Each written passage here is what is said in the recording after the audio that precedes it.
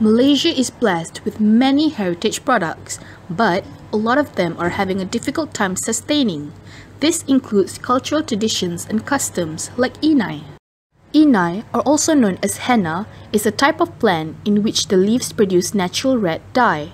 It is used to dye the hair, fingernails, and body skin as a temporary decoration. As said in the book 1001 Misteri Alam by Buku Prima, historians claim that Inai originated from India. However, this information is uncertain because there are people who claim that it was the Mongolians who brought Inai to India. But one thing for certain is that the tradition of wearing Inai has long been practiced in Pakistan, India, South Africa, and the Middle East. During the ancient Egypt civilization, Inai is believed to have been used during mummification process, where archaeologists found red stains on the mummy's nails, which was believed to be caused from Inai. When traders from India, Arab, and areas of that region come to Tanah Melayu, that was when interaction between the local and the traders occur, which then led to the mix of culture between different races. Inai ini sebenarnya asal usulnya daripada South India. Dia dibawa oleh kaum India daripada negara India yang datang ke Malaya. Jadi ada perkahwinan kaum India ni banyak kan. Mereka ni memperanankan dengan Inai. Ada perkahwinan bayi pun dia ada berkonsep dengan ada perkahwinan kaum Hindu Melaka. Kaum Hindu kan. Based on what Mr. Raghunathan has just said, we now know that Malays mainly use Inai as part of the wedding culture. Let's find out more about this. Kita kita ada Inai curi, Inai besar. Inai curi ni sonok-sonok lah.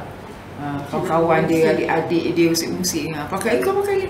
Memang dia curi-curi pakai. Dia pakai dua lah, dia tak pakai tiga lelaki. Perempuan, Inai curi tu dia taruh lah. Berapa ni tak satu ke berapa. Tapi apabila Inai besar, perempuan tu akan semua merah kaki-kaki, lelaki akan naik tiga. Even in the old times, during malam ber-Inai, it is usually the mak andam who will put the Inai on the bride's fingers so that the result will turn out nice and neat. Besides the fingers, traditionally, the bride would also wear Inai around each foot. According to Puan, the story behind this is that, in the old times, women are very diligent and hardworking, making their feet dry and cracked. Therefore, during their wedding, the cracked feet are covered with the wearing of Inai. As we may have known, Inai is used as a decoration for the bride and groom on their special day. Besides that, Inai also has a different function. Unlike today, where rings are used as a symbol for being married, in the older days, the wearing of Inai was used for the same reason. It is to mark that person as being married. Ini pun salah satu sebab mereka menggunakan sebab boleh menjauhi daripada perbuatan-perbuatan jahat. Inai ini dia kata dia ada satu energy power yang boleh menghindarkan daripada benda-benda yang tak elok. Bukan semata-mata untuk mencantikkan kita. The ingredients used to make the Inai include Inai leaves, gambir, charcoal, rice, and some lime juice. According to Puan Salina, who has been making traditional Inai ever since she was young, the main function of putting in the gambir and charcoal is to make the color brighter and redder. When it comes to choosing Inai leaves, it is best if we could find leaves with black dots on them. These black dots tell us that the color produced will be bright and vivid, even on its own. Meanwhile, if we use Inai leaves that are young, the color produced will be of light orange.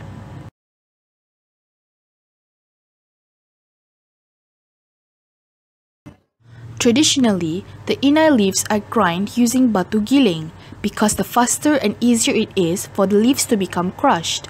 But since batu giling is very heavy and requires a lot of energy, some people opt to using lesung batu.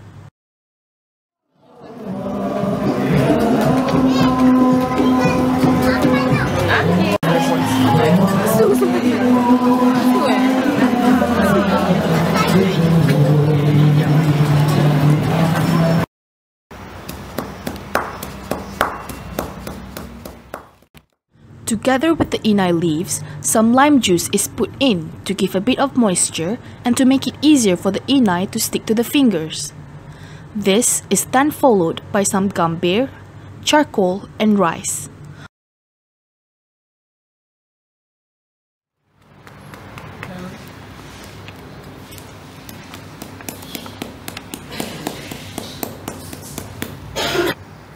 Banyak sikit sudah melekit.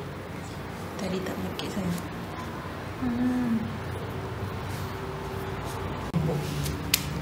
All of the ingredients are grind some more until it turns into a paste. Dah basah. Tak basah kot. Makcik tu cakap macam tu.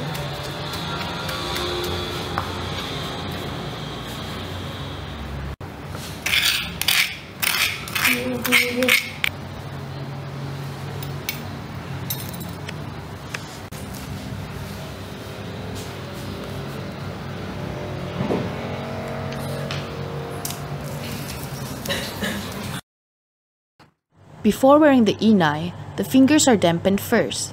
This is to ensure that the inai will stick to the fingers. Then, little by little, the inai paste is placed around each finger with care.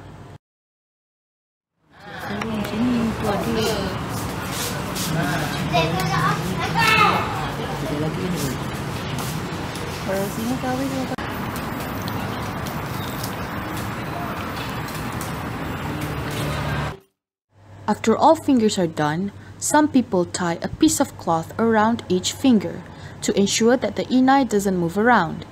Some people also use tape, and some just leave it as it is. In the old belief, the brides who have the inai paste on must not be seen by chickens, or the color produced will not turn as bright and nice. However, this is only a myth. There is no relation between the color and whether or not the chickens see them. The color produced only depends on the type of leaves used to make the paste. Such myth was created to serve a purpose in the Malay world. The folks only had one thing in mind. They did not want the bride to step outside the house while having the paste on, as it will smudge and the result will not be a good one. Since inai trees are quite difficult to find nowadays, traditional inai is not used as much anymore. Thus, everyone should play a part in sustaining the practice of wearing traditional inai so that this culture doesn't get forgotten as time goes by. Perhaps, everyone should start by planting inai trees at their own home.